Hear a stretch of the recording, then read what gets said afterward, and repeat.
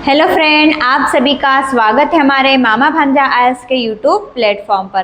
तो आज हमारा कोशिका का सेकेंड लेक्चर है। तो हमने क्या पढ़ा था, कल कोशिका स्टार्ट किया था, तो उसको एक बार हम रिवीजन कर लेते हैं। ठीक है, चलिए। मैंने आपको बताया था कि हमारा जो शरीर है वो कोशिका से बना हुआ है, अर्थात हम कह सकते हैं कि हमारे शरीर की सबसे छोटी इकाई कौन है? कोशिका है।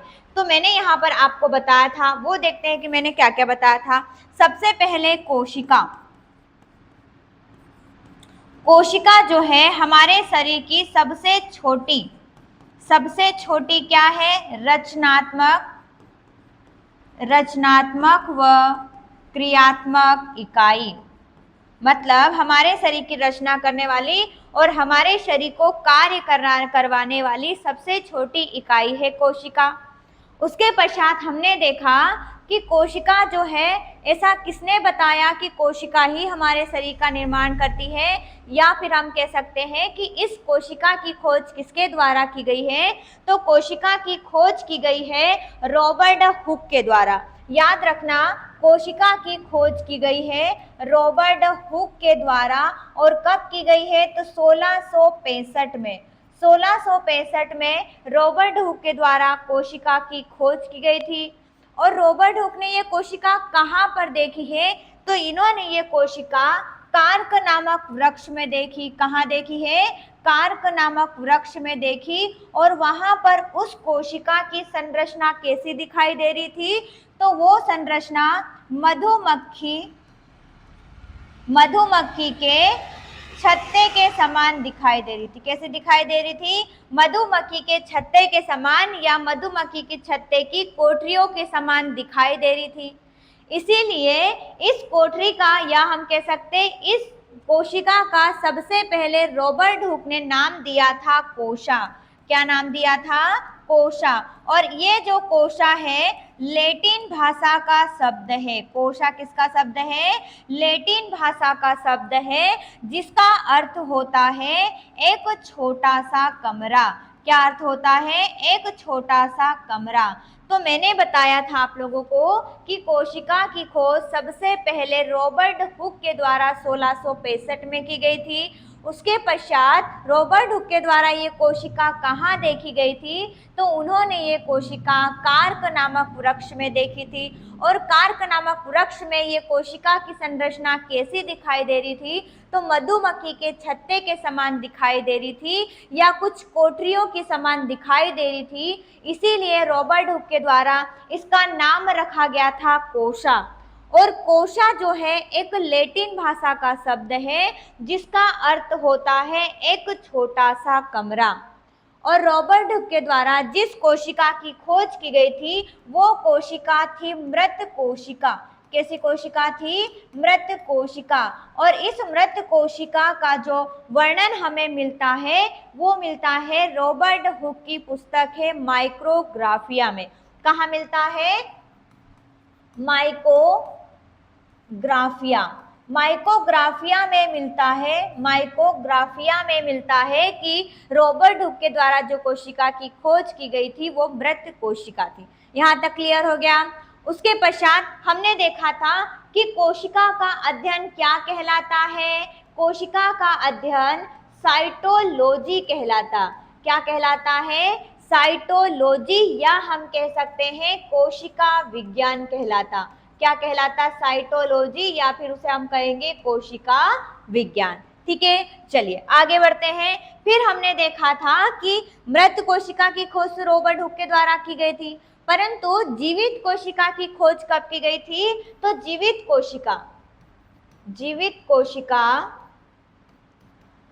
कोशिका की खोज ल्यूवेनहॉक के द्वारा की गई थी 1674 में।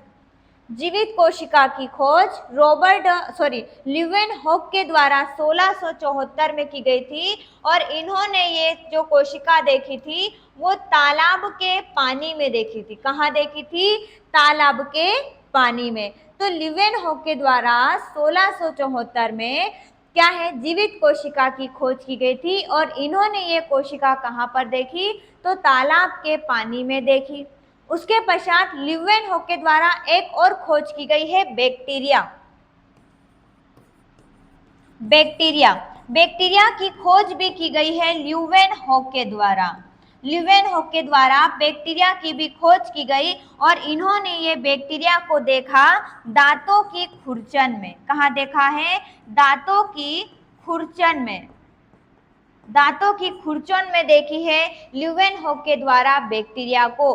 तो ल्यूवेनहॉक ने कोशिका की खोज तो की है, परंतु किस प्रकार की? जीवित कोशिका। कब उन्होंने कोशिका की खोज की है? तो 1674 में। फिर आता उन्होंने ये कोशिका कहाँ पर देखी? तो तालाब के पानी में देखी। उसके पश्चात ल्यूवेनहॉक के द्वारा ही बैक्टीरिया की खोज की गई है। बैक्टीरिया की खोज अर्थात जीवाणु की खोज की गई है, जो उन्होंने कहाँ पर देखा है? दांतों की खुरचन में। इतना मैंने आपको कल बता दिया था। फिर अगला हम देखते हैं आगे। यहाँ पर हमारा बेसिक हो गया है, ये हमने देख लिया है किसके द्वारा की गई है और ये भी देख लिया। इसके पश्चात हम देखते हैं कि ल्यूवेनहॉक ने की है, ये भी हमने देख लिया, दांतों की खुरचन में देखी गई थी। आगे फिर हमने देखा था कि प्रत्येक जीव की जो उत्पत्ति होती वो एक कोशिका से होती है। प्रत्येक जीव की उत्पत्ति एक कोशिका से मानी जाती है और प्रत्येक जीव का जो शरीर होता है वो एक या अनेक कोशिकाओं का बना होता है। और हमने कहा कि शरीर में जो कोशिकाओं की संख्या है वो 5000 अरब कोशिकाएं हैं। परंतु मैंने बताया था कि ये अरब जो कोशिकाएं हैं ये उस व्यक्ति के आकार पर निर्भर करेगी कि उस व्यक्ति का आकार कितना है, या उसकी हाइट पर निर्भर करेगी कि उसके अंदर कितनी कोशिकाएं होगी। अगला आता है कि कोशिका का निर्माण जहां पर होता है वहां केंद्रक मुख्य अभिकर्ता के रूप में होता है। ये हमने कल देख लिया था। फिर मैंने आपको बताया था एक कोशिकीय जीव अर्थात जिसमें एक कोशिका अर्थात ऐसे जीव जिसमें केवल एक कोशिका से ही उनका पूरा शरीर का निर्माण हुआ है उन्हें हम कहते हैं एक कोशिकीय जीव। और एक कोशिकीय जो जीव होता है वो सारी उसमें अंदर जैविक क्रियाएं होती है वो सभी की सभी उसी एक कोशिका के अंदर होती है। उसके पश्चात एक कोशिका के अंतर्गत कौन कौन सी कोशिका मतलब एक कोशिका के अंदर कौन से जीव आएंगे? तो अमीबा और पैरामीशियम जो जीव है उनके अंदर एक कोशिकीय होता है अर्थात वो जीव है एक कोशिकीय जीव कहलाते हैं। अगला देखा हमने बहुकोशिकीय जीव। तो ऐसे जीव जिनका शरीर एक या एक से अधिक कोशिकाओं से मिलकर बना होता है उसे कहते हैं बहुकोशिकीय जीव, जिसमें आता है मनुष्य, कुत्ता, गुलाब का पौधा, आम का पेड़ और इस तरह का क्या आते हैं? बहुकोशिकीय जीवों के अंतर्गत आते हैं। फिर हमने देखा था कि जीवों में सबसे छोटी कोशिका किसकी होती है? तो जीवों में सबसे छोटी कोशिका माइकोप्लाज्म गैलोसेप्टिकम नामक जीवाणु की होती है। उसके पश्चात इसकी माप कितनी होती है? ये सबसे छोटा है तो इसकी माप कितनी होगी? तो 0.1 माइक्रोमीटर होगी। उसके पश्चात जीवों में सबसे बड़ी कोशिका होगी शुतुरमुर्ग के अंडे की। किसकी है? शुतुरमुर्ग के अंडे की। फिर आता जीवों में सबसे लंबी कोशिका किसकी होती है? तो तंत्रिका तंत्र की होती है जो कि 90 सेंटीमीटर से 1 मीटर तक की होती है। ये हमने कल देख लिया था। फिर आता मानव की सबसे बड़ी कोशिका किसे कहेंगे? तो मानव की सबसे बड़ी कोशिका है अंडाणु अर्थात ओवम है। सबसे छोटी कोशिका कौन सी है? तो उसका नाम क्या है? शुक्राणु, जिसे हम क्या कहेंगे? स्पर्म कहेंगे। उसके पश्चात विभाजन रहित कोशिका कौन सी होती अर्थात कौन सी ऐसी कोशिका है जिसमें विभाजन नहीं होता है? तो वो है हमारी तंत्रिका कोशिका के अंदर न्यूरॉन कोशिकाएं होती या तंत्रिका तंत्र के अंतर्गत न्यूरॉन की कोशिकाएं होती है, उसमें कोशिका का विभाजन नहीं होता। अर्थात हम कह सकते हैं कि हमारे मस्तिष्क में जो न्यूरॉन कोशिकाएं हैं उसका विभाजन नहीं होता है। उसके पश्चात तेजी से विभाजन कोशिका अर्थात कि सबसे ज़्यादा किसका विभाजन होता है, अर्थात कह सकते हैं कि कौन सी ऐसी या कौन सा ऐसा अंग है जिसकी कोशिकाएं सबसे ज़्यादा विभाजित होती है, तो उसमें उसका नाम लेंगे यकृत का। हमारे लीवर की जो कोशिकाएं होती है वो सबसे ज़्यादा विभाजित होती है अर्थात वो अपनी मरम्मत जल्दी कर लेती है। कुछ भी टूट फूट हुई है तो सबसे ज्यादा जो मरम्मत करने वाली कोशिकाएं होती वो यकृत की कोशिकाएं होती है। फिर आता माइकोप्लाज्मा गैलोसेप्टिकम, जो है जीवाणु में सबसे छोटी कोशिका किसकी है? माइकोप्लाज्मा गैलोसेप्टिकम नामक जीवाणु की। तो चलो क्या है, माइकोप्लाज्म गैलोसेप्टिकम को क्या कहा जाता है? पादप जगत का जोकर भी कहा जाता है। उसके पश्चात इस माइकोप्लाज्म गैलोसेप्टिकम का अन्य नाम है जिसे हम कहते हैं PPLO अर्थात प्लूरोन्यूमोनिक लाइक ऑर्गेनिज्म। इसका नाम क्या है? प्लूरोन्यूमोनिक लाइक ऑर्गेनिज्म इसका क्या है? माइकोप्लाज्म गैलोसेप्टिकम का अन्य नाम होता है। ठीक है, इसको हमने कल पढ़ लिया था। हम यहां से स्टार्ट करेंगे। आज हमें पढ़ना है कोशिका सिद्धांत। कोशिका सिद्धांत पढ़ना है। ये कोशिका सिद्धांत के अंतर्गत क्या कहा गया है या इस कोशिका सिद्धांत को किसके द्वारा प्रस्तुत किया गया और कब दिया गया है वो देखते हैं। यहाँ सुनना, कोशिका सिद्धांत या कोशिका क्या है? Cell theory. ये क्या होता है? तो कोशिका सिद्धांत का प्रतिपादन दो वैज्ञानिकों के द्वारा किया गया है। एक का नाम है स्वान, एक का नाम क्या है? स्वान, और एक का नाम है स्लाइडेन। स्वान एवं स्लाइडेन के द्वारा कोशिका सिद्धांत दिया गया था। तो कोशिका सिद्धांत है जो कि दो वैज्ञानिकों के द्वारा प्रतिपादित किया गया है। एक का नाम है स्वान और एक का नाम है स्लाइडेन। और ये कोशिका सिद्धांत उनके द्वारा 1838 से 1839 को दिया गया था। तो कोशिका सिद्धांत स्वान एवं स्लाइडेन के द्वारा दिया गया है, परंतु 1838 से 1839 में किया गया था। उसके पश्चात इस कोशिका सिद्धांत में क्या कहा गया है? स्वान एवं स्लाइडेन के द्वारा इस कोशिका सिद्धांत में क्या कहा गया है? सुनना इधर, क्या है? प्रत्येक जीव का शरीर एक या अनेक कोशिकाओं का बना होता है। हमने इसको पहले देख लिया है कि प्रत्येक जीव का जो शरीर होता है वो एक या अनेक कोशिकाओं का बना होता, क्योंकि हमने देखा है एक कोशिकीय जीव भी देखे हैं और बहुकोशिकीय जीव भी। अर्थात कुछ जीवों का शरीर होगा वो एक कोशिका से बना होगा और कुछ जीवों का शरीर है वो एक या अनेक कोशिकाओं से बना होगा। जैसे उदाहरण में बताऊं तो एक कोशिकीय जीव का नाम है, अभी हमने देखा अमीबा। क्या देखा था? अमीबा। और बहुकोशिकीय जीवों का नाम मनुष्य। मनुष्य का जो शरीर है वो बहुत सारी कोशिकाओं से मिलकर बना हुआ है। तो सिद्धांत में, इस कोशिका सिद्धांत में स्वान एवं स्लाइडेन के द्वारा कहा गया है कि प्रत्येक जीवों का जो शरीर होता है वो एक या बहुत सारी कोशिकाओं से मिलकर बना होता है। उसके पश्चात इन्होंने कहा कि प्रत्येक जीव की उत्पत्ति एक कोशिका से हुई होगी। मतलब इनके द्वारा कहा गया है कि प्रत्येक जीव की उत्पत्ति एक कोशिका से मानी गई होगी। अर्थात कि क्या होता है, अब कोई सा भी जो जीव होगा उसकी उत्पत्ति केवल एक ही कोशिका से हुई होगी, ऐसा कहा गया कोशिका सिद्धांत में। उसके पश्चात कोशिका का निर्माण जिस क्रिया से होता है उसमें केंद्रक मुख्य अभिकर्ता होता है। तो ये मैंने आपको पहले बता दिए थे कि जीवों का जो शरीर होता है वो एक या अनेक कोशिकाओं से मिलकर बना होता है। और दूसरा है कि प्रत्येक जीव की जो उत्पत्ति हुई होगी वो एक कोशिका से हुई होगी। और कोशिका का जहाँ निर्माण होता है उसमें मुख्य भूमिका निभाता है केंद्रक। तो कोशिका की निर्माण में मुख्य अभिकर्ता के रूप में होता है कौन? केंद्रक। तो केंद्रक मुख्य अभिकर्ता के रूप में होता है।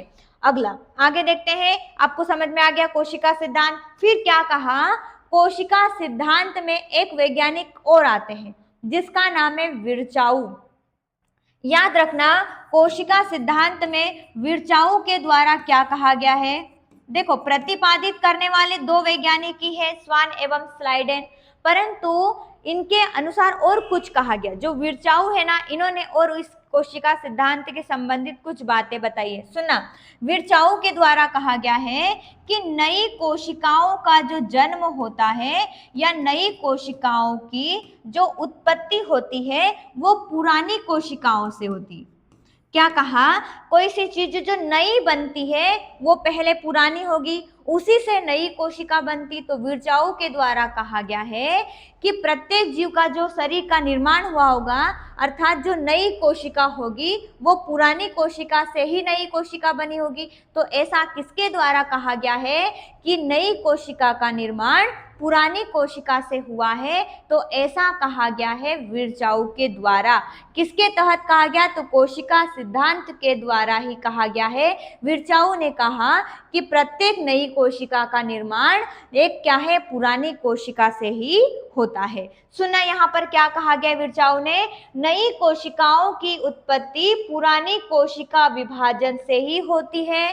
अर्थात हम कह सकते हैं कि कोशिकीय विकृति, विकृति का मतलब होता है टूटना, विकृति का मतलब होता टूटना। तो कोशिकीय विकृति विज्ञान के जनक किसे कहा जाता है?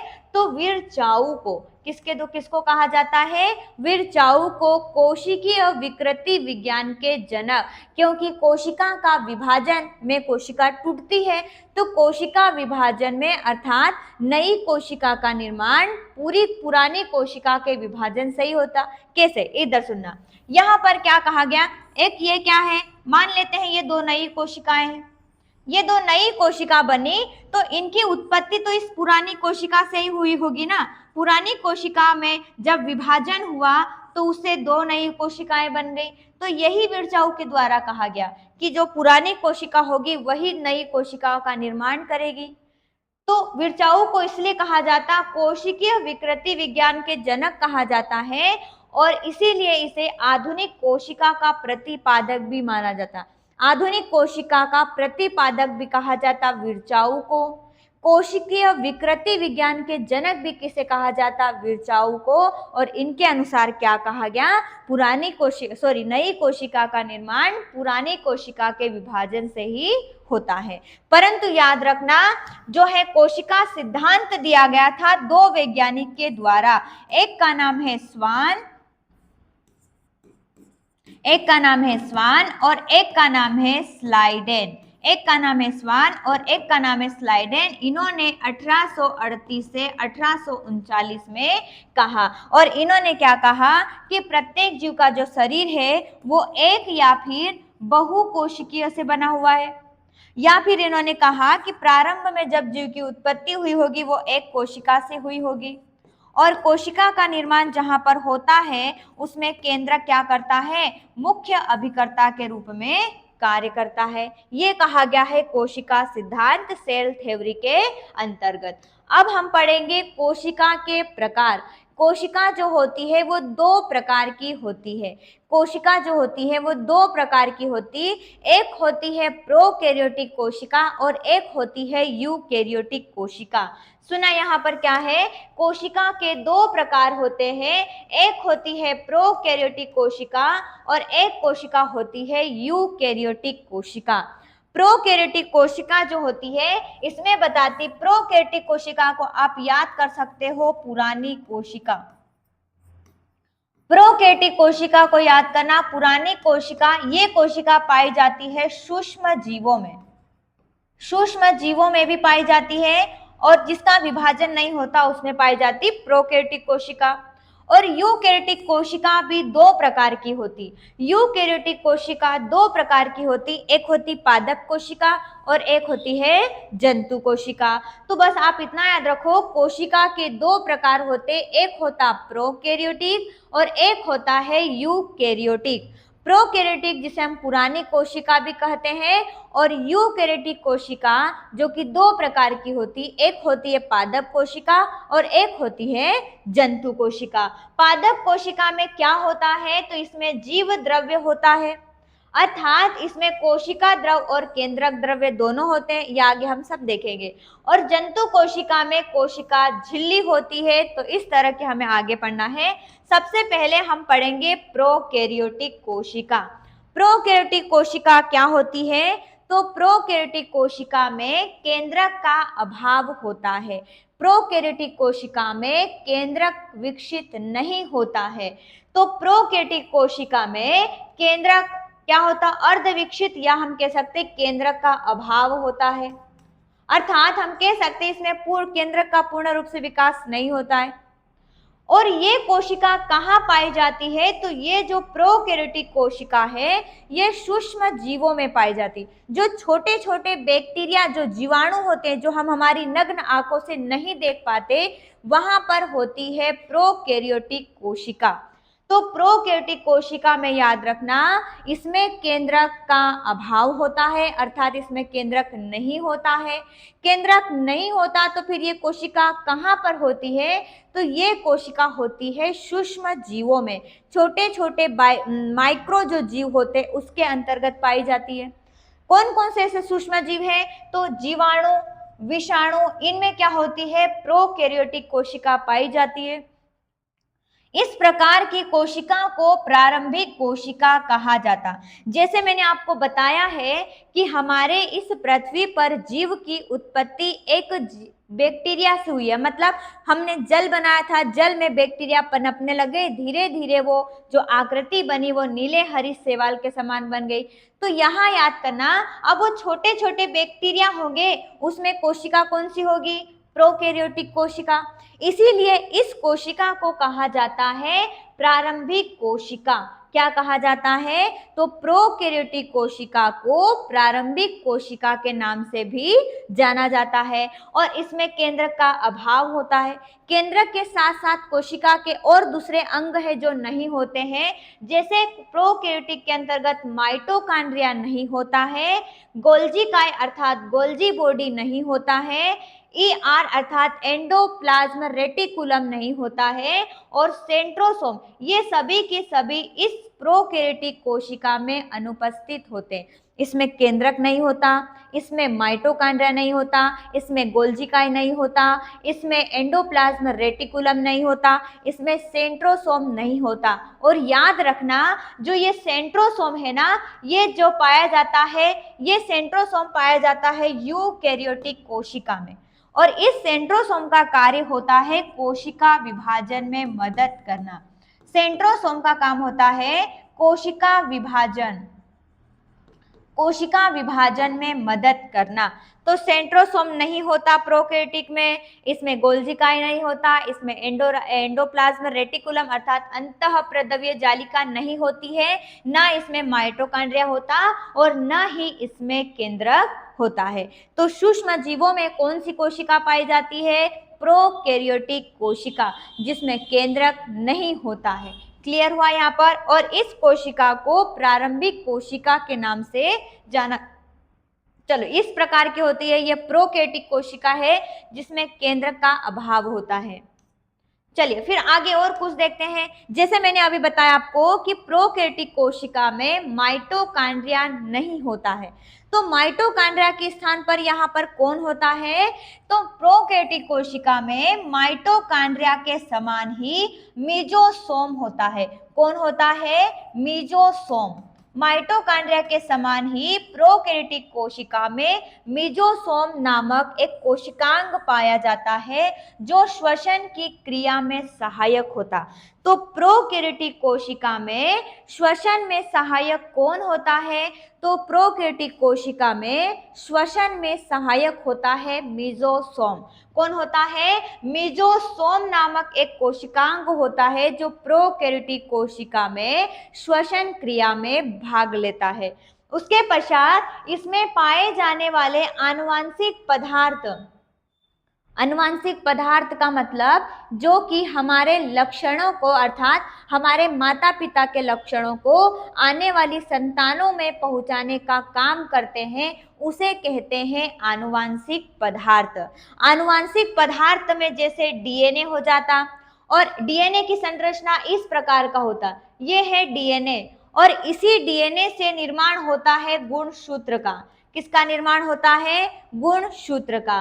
तो याद रखना, प्रोकैरियोटिक कोशिका में जो आनुवांशिक पदार्थ होते अर्थात जो डीएनए होता है, तो डीएनए द्वारा निर्मित गुणसूत्र अर्थात क्रोमोसोम कोशिका द्रव में होते हैं। यहाँ देखना, क्या कहा मैंने कि ये कोशिका है, मान लेते हैं ये प्रोकैरियोटिक कोशिका है, इसमें केंद्रक तो होता नहीं है तो इसको वैसे ही बनाएंगे।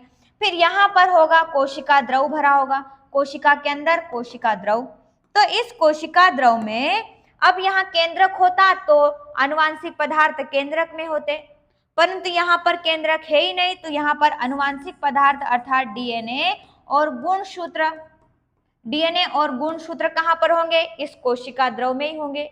तो कहने का मतलब है इसमें जो प्रोकैरियोटिक कोशिका में जो आनुवांशिक पदार्थ होते हैं, जैसे डीएनए और डीएनए से मिलकर बनता है गुणसूत्र, तो ये सब आनुवांशिक पदार्थ, तो ये सब आनुवांशिक पदार्थ तो कोशिका के केंद्रक में होते हैं, परंतु प्रोकैरियोटिक कोशिका में केंद्रक है ही नहीं।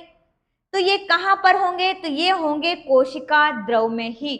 तो यहाँ याद रखना, गुणसूत्र ये कोशिका द्रव के विशेष क्षेत्र में मौजूद होते हैं, अर्थात वो यहाँ पर होते हैं।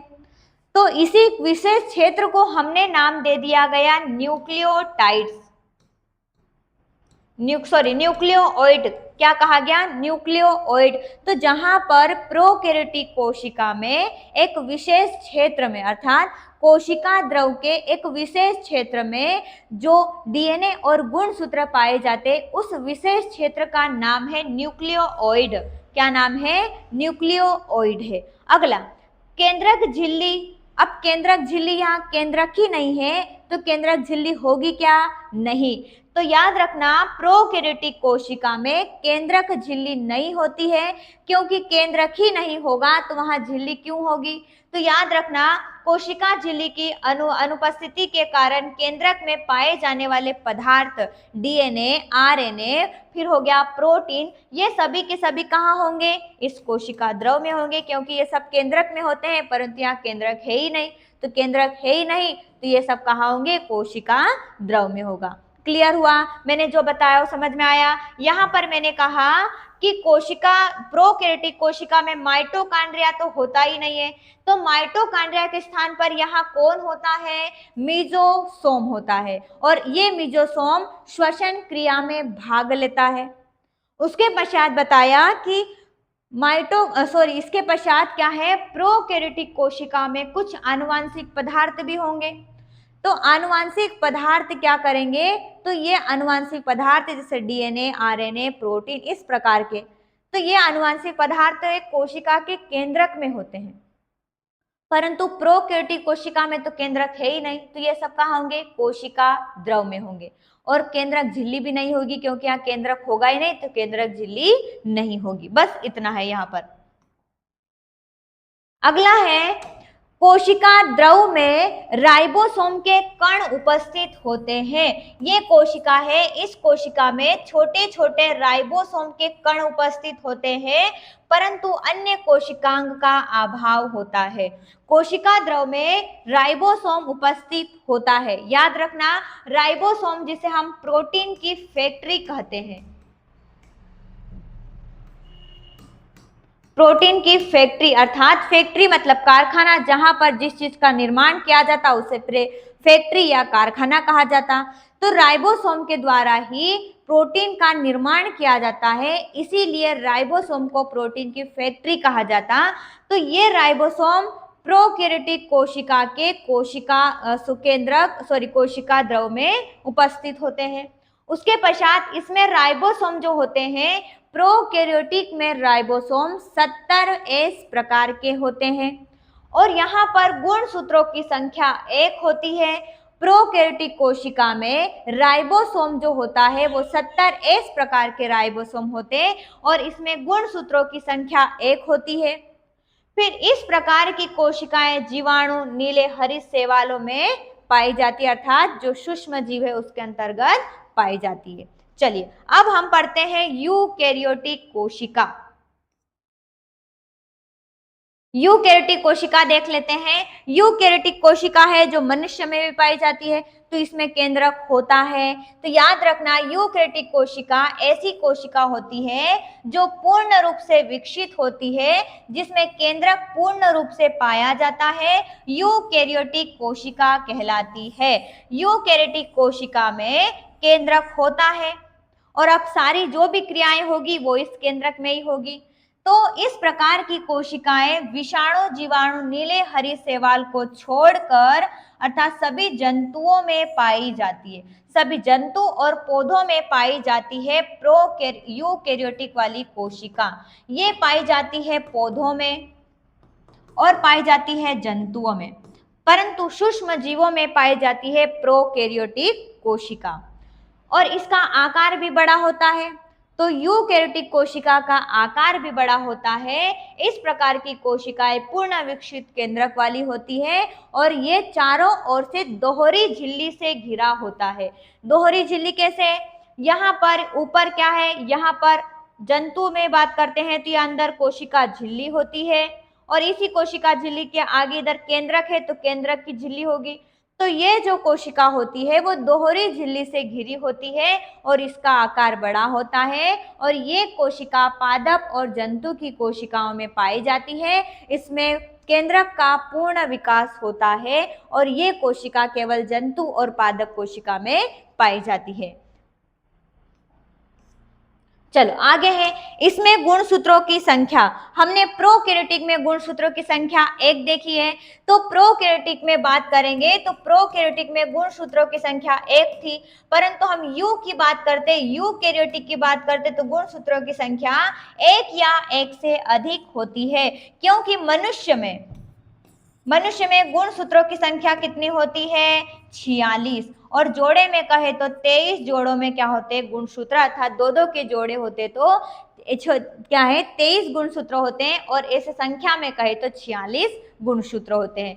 तो हमारे अंदर 1 या 1 से अधिक गुणसूत्र होते हैं। उसके पश्चात कोशिका द्रव में झिल्ली युक्त सभी कोशिकांग उपस्थित होते हैं।